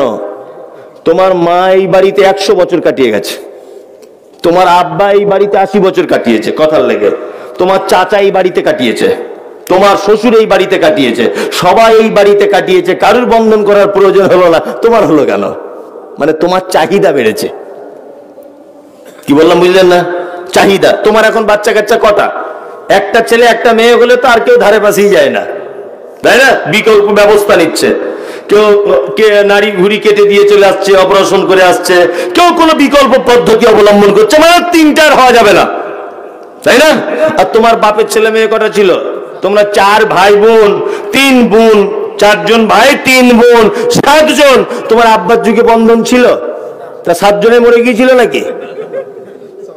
7 জনে বেঁচে আছে না মারা গেছে? বেঁচে আছে। আর তাও আগেকার লোক মোটামুটি এক একজন 300 চালের 400 চালের ভাত খেয়ে নিত, এত খাওয়া দাওয়া ছিল। আর তুমি তো এখন 150 চালেরই তোমার ঘাম বার হয়ে যায়, তাতেই তোমার বন্ধনের লোন হারাম। আমি আগে জানতাম পুরুষ মানুষ সুদ খায়, এখন মেয়েরাও খায়, তাই না? মায়েরা যারা খাচ্ছেন, দয়া করে বলছি আপনারা এই ব্যাপার থেকে নিজেকে সরিয়ে আনুন। আল্লাহ আমাদের বাড়ির পরিবারগুলোকে সুদমুক্ত পরিবার করা তৌফিক দান করো, আমিন। এটা হারাম। ঠিক আছে, এটা মসজিদের আদায় জলসা নাকি? হ্যাঁ, মসজিদের আদায় জলসা আলহামদুলিল্লাহ খুবই ভালো। সব জায়গাতেই দেখতে পাচ্ছি মসজিদ আর মাদ্রাসা, কোথাও ঈদগাহ, আবার কোথাও কবরস্থান। আর কেউ যখন কিছু খুঁজে পাচ্ছে না তখন বলছে ইমানের উন্নতি করবে। কিছু যখন খুঁজে পাচ্ছে,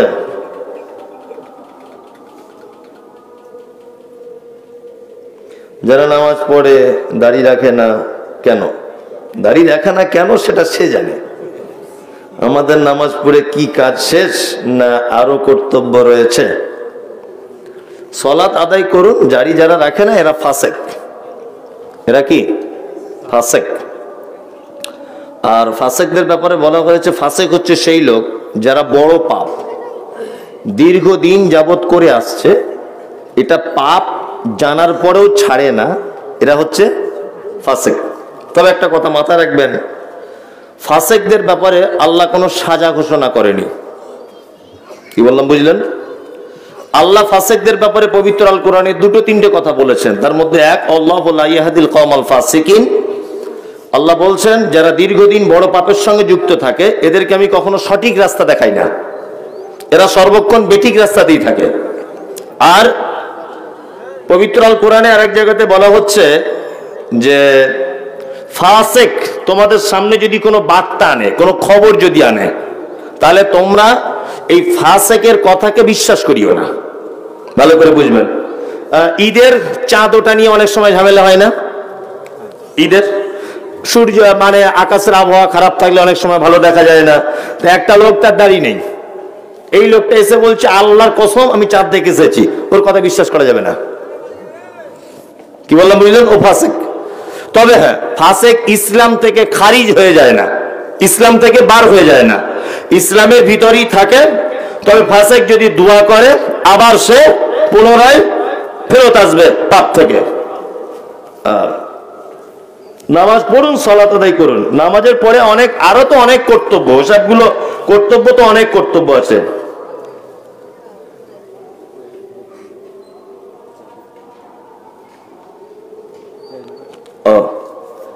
মানে এটা কিছু না, এটা একটা মানে ঘুরিয়ে প্রশ্ন, এগুলো তো আমাদের আর বুঝতে বাকি নেই। একজনা প্রশ্ন করছেন যে আমি একজন দিন মজুর, আমার একটা প্রশ্ন হলো কাজ করার আগে কি আমার কাজের মজুরিটা ফি নেওয়া জায়েজ হবে কি? মানে আমার আগের বক্তাকে প্রশ্ন করেছিল জলসা করে টাকা নেওয়া যাবে কিনা, ওইটাই একটু ঘুরি আর কি। ভালো করে বুঝতে পারছেন না? তো ওগুলো আমাদের আর বুঝতে বাকি নেই। তবে একটা কথা বলে দিচ্ছি, আমাকে যখন প্রশ্ন করেছে তাহলে আমার প্রশ্নের উত্তর, জলসা করে টাকা চুক্তি করে নেওয়া অবশ্যই জায়েজ, আর দিনের দাওয়াত দিয়ে চুক্তি করে টাকা নেওয়া হারাম। জলসার সঙ্গে ইসলামের কোনো সম্পর্ক নেই, মাথায় রাখবেন, এটা ভালো করে বুঝবেন। দিনের দাওয়াত, ইসলাম এর দাওয়াতের কাজ করতে হবে। আমাকে আপনাকে অত বোকা মনে হয়? সাহাবীদের যুগে এশার নামাজ পড়ে ঘুমিয়ে যেতে বলা হয়েছে, আল্লাহ রাসূল বলেননি? তার মানে বোঝা যায় এশার নামাজ পড়ে যখন ঘুমোতে যাওয়ার কথা বলা হয়েছে, তার মানে তখন ইসলাম প্রচারের কাজ দিনের বেলাতে হতো। আর এখন সেইটাকে টেনে তুমি রাত 12টা পর্যন্ত করছো, মানে তোমারও পদ্ধতি ভুল। নাম্বার 2, মুমতাজুল ইসলাম, উত্তর 24 পরগনা, আমাকে আনার আপনার কি দরকার? বদরুদ্দোজা নাদবি, ওনাকে আনার কি দরকার? ব্রাদার রাহুল, ওনার আনার আপনার কি দরকার? আপনার এলাকার ইমাম সাহেবদেরকে নিয়ে তো জলসা করতে পারেন, তার মানে আপনারও নিয়ত খারাপ যে ওদের না আনলে লোক হবে না। মানে প্রশ্ন কেমন জানেন? একজনা বলছে যে হারাম টাকায় বিড়ি খেলে কি পাপ হবে? যে না, কোনো পাপ নেই। কি বললাম বুঝলেন? আপনি আনুন, আল্লাহর কসম করে আপনাকে বলে দিচ্ছি আমি, আপনার মসজিদে প্রোগ্রাম করুন, মসজিদে আমাকে ডাকুন। মালদা জেলাতে এটা নিয়ে 20টা প্রোগ্রাম করেছি এবছরে মসজিদের ভিতরে দিনের বেলা। 1 টাকা কোথাও নিয়েছি যদি কেউ প্রমাণ দিতে পারে, তাহলে আমি কান ধরে স্টেজে 100 বার উঠবোস করব। তোমার জলসাটাও তো ব্যবসা। ডেলিগেট ফি 150 টাকার, মালদাতে একটা লোক 150 টাকার খায়। ক টাকার খায়? 30 টাকার খায়। তার মানে তুমি ওখান থেকে ব্যবসা করছো, ব্যবসা না? প্যান্ডেলওয়ালা এত বড় প্যান্ডেল করেছে, ব্যবসা করেনি? প্যান্ডেল কি করার দরকার কি ছিল? মসজিদেই তো জলসাটা করা যেত, যেত কি যেত না? তার মানে তোমারও নিয়ত খারাপ, বক্তাও খারাপ, সব ঠিক। তুমিও যেমন কমিটি, বক্তাও তেমন আগে থেকে টাকা। কি বললাম বুঝতে পেরেছেন তো? একদম আগে তুমি নিজে সংশোধন হও, তারপরে। মেলা উৎখাতের জন্য জলসা কমিটির ভূমিকা কেমন হওয়া উচিত? দোকান ভেঙে দিতে হবে। প্রথমে একজন দোকানে আসবে, শীতের পানিতে বাদাম টাদাম দিয়ে বস্তা নিয়ে দোকানে ফেলে দিতে হবে পানিতে, মানে আর একজন আসার আগে যেন খবর পেয়ে কেটে পড়ে যে অবস্থা খুব খারাপ চলছে, ভালো করে বুঝবে। এরকম করুন, আর কি বলবো। তাহলে আমি খুব দুঃখিত যে সব জায়গাতে এটা, অনেক জায়গাতেই প্রশ্ন করে, দিনের দাওয়াতি কাজ করে। ইসলাম প্রচারের পদ্ধতি হচ্ছে দিনের দাওয়াত, তাই তো? দিনের দাওয়াতের ব্যাপারে টাকা নেওয়া হারাম। আর গতানুগতিক যে জলসা হচ্ছে সারা পশ্চিম বাংলাতে, এতে যত পারে টাকা বেশি করে লিলিক। কমিটিরও তো নিয়ত খারাপ। বলুন আমাকে কলকাতা থেকে ডেকে আনার উদ্দেশ্য কি? এলাকায় মৌলী সাহেব ছিল না? ছিল কি ছিল না? জবাব দেন। ছিল। আমাকে আনলেন কেন? আমাকে এনেছেন যে লোক বেশি হবে একটু। আপনারও তো নিয়ত খারাপ। তার মানে যেমন বক্তা তেমন শ্রোতা তেমন কমিটি, একই আছে, তাই না?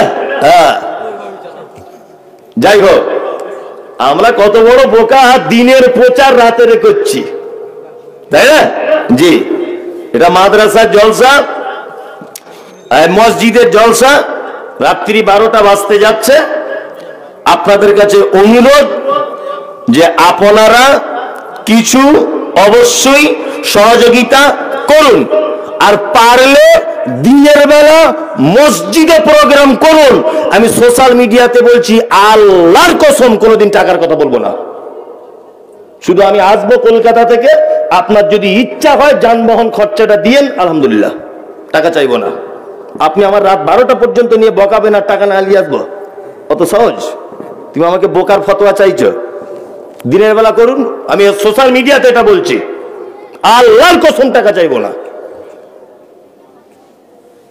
যাই হোক, আপনারা মসজিদের উন্নতি গল্পে জলসা, দয়া করে মসজিদে কিছু সহযোগিতা করুন। আমি আদায় খুব বেশি করতে পারি না। মসজিদ আল্লাহর ঘর, এখানে কিছু দেন। কি বললাম বুঝলেন? কিছু দেন। তা প্রথমে একজন বলুন, আমি তো প্রফেশনালি আদায় করতে ভালো পারি না। একজন প্রথম বলুন, একটু দেখি যে আমি 2000 1000 কিছু দিব। একজন বলুন, একজন, আল্লাহ রহমত বলুন। একজন হাতটা তুলুন, একটু মেহরবানি করুন, একজন তুলুন। আরে আপনি বলুন যে আমি 1000 টাকা দিব আমি মসজিদে। একই জমিতে বারবার চার্জ দেওয়া তো ঠিক নয়। আমার আগে একজন চার্জ দিয়ে গেছে, এবার আমি চার্জ দিচ্ছি, তাই না? তবে এখানে দাঁড়িয়ে লোক বসবাস করে না নাকি? হ্যাঁ, কই দাঁড়িয়ে লোক, এই তো টাকা হয়েছে টোটাল, এই তো, তার মানে তো আদায় হয়নি, তাই না? আদায় তো হয়নি। জি বলুন, অন্তত 1000 টাকা করে 10 জন দিলে 10,000 হবে। একটু মেহরবানি করুন। আসলে মসজিদের জলসায় মসজিদের আদায় করা খুব কঠিন, মানে বাইরের গ্রামের লোক টাকা দিতে চাইবে না। মাদ্রাসার হলে সবাই দেবে, তাই না? বাইরের লোক এখন ভাবছে তোদের গায়ে মসজিদ আমি কেন দেবো, এটা স্বাভাবিক, এটা আমি হলে তাই ভাববো, তাই না? তা যারা এই গ্রামের লোক আছেন, আপনারা কারা কারা গ্রামের লোক আছেন, আপনারা দেন। 1000 টাকা করে দিলেই তো অনেক। আছেন কেউ? হ্যাঁ, না আসুন। ও তবু তো দিল 500 টাকা, মান সম্মানটা রেখেছে, তাই না? ভাই যারা আছেন, আমি অত সুর করে করে বানিয়ে বানিয়ে দোয়া করতে পারবো না। হ্যাঁ দেন। সিভিক পুলিশ নাকি? বাঁ হাতে নিলাম, কিছু মনে করিও না, তুমি উল্টো দিকে এলে। জলসার ওইগুলো জলসার পুলিশ উল্টো পাল্লা করলে কেস করে দিবে তো তাহলে। হ্যাঁ দেন 500। বাবু এদিকে আসুন। আর একজন 1000। তবে এখানে কমিটিকে খুব ধন্যবাদ যে একটাও দোকান মুছতে দেয়নি। মসজিদে যখন কাজ করাবে আমি 10,000 টাকা দেবো। মাশাআল্লাহ, মসজিদে যখন কাজ করা হবে উনি 10,000 টাকা দিবেন। কি নাম ভাই আপনার? কবির ভাই। 10,000 দিবেন উনি। কবির ভাই 10,000। আর কেউ আছেন ভাই? একটু মেহরবানি করুন। সব সিভিক ভাইরাই দিচ্ছে, পুলিশ জলসার পুলিশরা দিচ্ছে, সব জলসার পুলিশ। এই জলসার পুলিশ আর কারা তোমরা দিয়েছ? দাও সাহেব, বয়ে সাহেব জামা খুলে ফেলবে হয়তো, এরা পড়ে থাকা বিপদ। এ ভাই কেউ আছেন? দেন একটু মেহরবানি করুন, আল্লাহর ঘর কাজ হবে। এ জলসার পুলিশ 500। এ বাবু একটু দেন, আপনার আল্লাহ রাস্তা দেন, দেন একটু দেন, দেন। আরে 200-500, আরে এই দিক দিয়ে বাঁ হাতে হয়ে যাচ্ছে। আচ্ছা 200-500 যার কাছে যা আছে দেন একটু, আল্লাহর ঘরে কাজ হবে। এখানে ইমাম সাহেব তো আছেন মনে হয় বসে নাকি? ইমাম সাহেব আছেন সত্যি, আলহামদুলিল্লাহ। মেয়েদের দিকে চাদরটা একটু ব্যবস্থা করো বাবু, মেয়েদের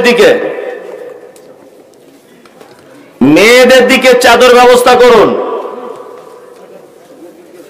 একজন 200 আর একজন 100। কত বাবু? 1000 টাকাই বাবু। এই বাবু 1000।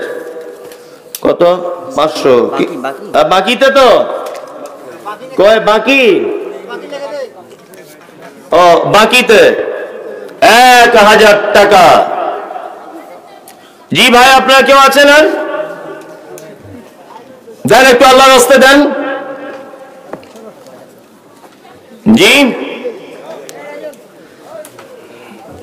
তুমি আসমানে থাকো প্রভু, আমি জমিনে। তুমি আসমানে থাকো প্রভু, আমি জমিনে। তবু তোমারি প্রেমে জমে হৃদয় গহীনে। আমি তোমারি গোলাম গো, অন্য কারো না। আমি তোমারি গোলাম গো, অন্য কারো না। আলিমুল গায়ব তুমি, মালিকে রব্বানা। আল্লাহ আল্লাহ আল্লাহ আল্লাহ।